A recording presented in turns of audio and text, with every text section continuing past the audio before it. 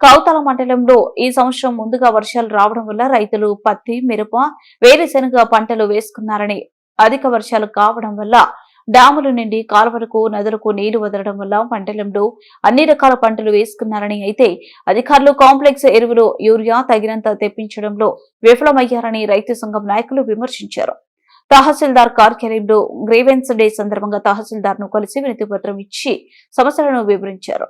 కార్యక్రమంలో రైతు సంఘం జిల్లా ఉపాధ్యక్షులు కె మల్లయ్య, మండల కార్యదర్శి వీరన్న, రైతు సంఘం నాయకులు చిన్న రామలింగ, తోవి వీరేష్, వెంకటేష్, గూడదొడ్డి ఈరన్న తదితరులు పాల్గొన్నారు.